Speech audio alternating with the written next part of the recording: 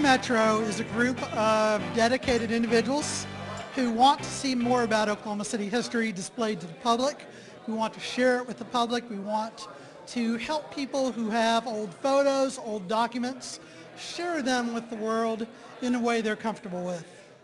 The group has a lot of talented individuals in it. Justin is an experienced videographer, web designer. When you click through this website, it is Justin's child. He has created it. He's our resident genius. We've got Booney Tomlinson, who's a very talented, award-winning filmmaker. 17, our youngest member. We've got City Councilman Pete White. We've got City Clerk Francis Kersey. We've got respected attorneys, history authors, bloggers, city planners, you name it. It's quite a group, and we really have a lot of fun trying to get all this done.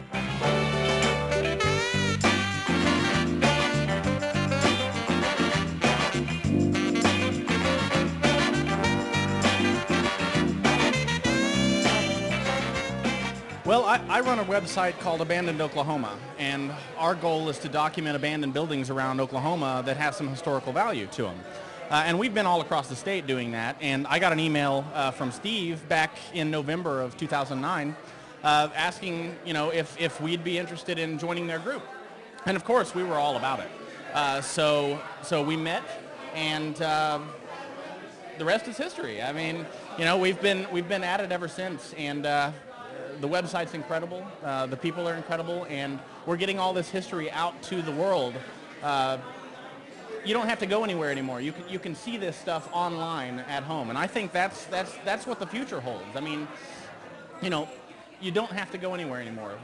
This is all viewable online. I mean, over 1,200 images when we launched, and the possibilities are endless. We have a resource committee, and it is our job to kind of rank the collections that are given to us as if they're endangered or not. If it's in somebody's attic and it's been there for 50 years, chances are it's going to be there for another 50 years.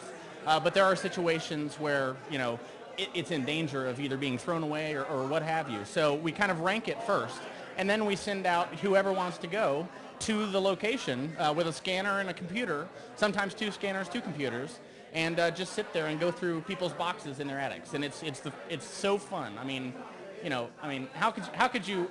It's so neat to go through people's old photos and stuff.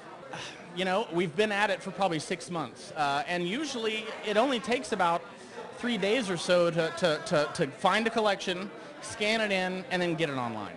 So that's a pretty good turnaround.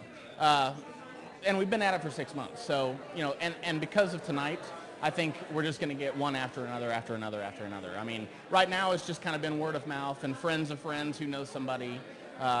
So again, it's pretty quick. It's hard not to get people involved. It's like we've got this desert and we're dropping some water in the sand, and it's amazing the response. Everyone wants to support what we're doing. Everyone wants to be involved. Everyone wants to find out, what are you doing? How can we help you? There's a desire for this. We all cherish our history. We want to relive old memories. And I think we're fulfilling a need. I really do. I think what would be really exciting is for everybody across the city to send an email to info@retrometrookc.org and let us know what they've got in their attic, because there's no telling what we will come across. I mean, there's people who have pictures they took when they were, little kids downtown walking around the park, that may have buildings in the picture that are no longer there. History is everywhere. It's not just in the names that we hear every day. It's in every single person in Oklahoma.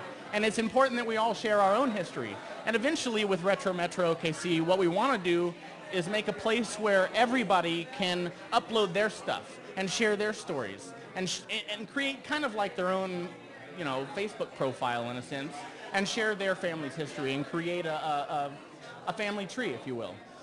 Tonight alone, we had a guest come who had some photos taken of an old shop in Paseo.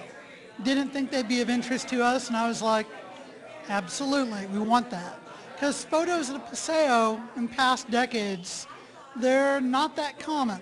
So really, photos of people enjoying a day at Frontier City or maybe Wedgwood or Spring Lake Amusement Park or Del Mar Gardens, if anyone's got that. That'd be incredible. Families enjoying a day downtown. Maybe they're just snapshots at a park, but there's like the Memorial Park fountain in the background. Don't underestimate the value of your history. Let us know about it and let's talk. History is still going on. We're happy with TV commercials from the 1990s. History doesn't stop, so if we've got photos of historic moments in the last decade, bring them to us, we're fine. Photos from the Centennial Parade, sure, bring them to us. Everything is history. If it was taken in your backyard, the house behind you might not be there anymore. I mean, seriously, everything is history, everything. The future is going to be really interesting to see where this goes, because we've had ideas with bringing back historical maps and creating kind of an online Google Maps similar feel, but with historic maps. And then when you click on an area, it pops up photos from that area, and you can scroll through a timeline to see the different dates that the pictures were taken. Tonight is our debut party. One of the things we've done is we've created a partnership with Kyle's 1025 restaurant. It's the old Charlie Newton's there at 70th and Western. He has a lot of old restaurant menus, memorabilia, but more importantly, he's got a passion for this city's history when it comes to restaurants.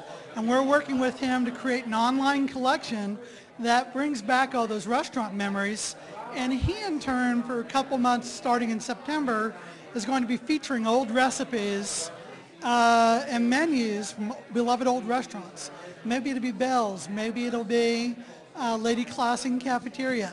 And we're featuring some of those items tonight, so we're having a lot of fun. What's really, really, really amazing about the technology today is that we're able to take letters that were typed on a typewriter, sometimes up to a century ago, run them through some computer software, and turn it into digital text that you can search online. The stuff that's coming out of this is just incredible.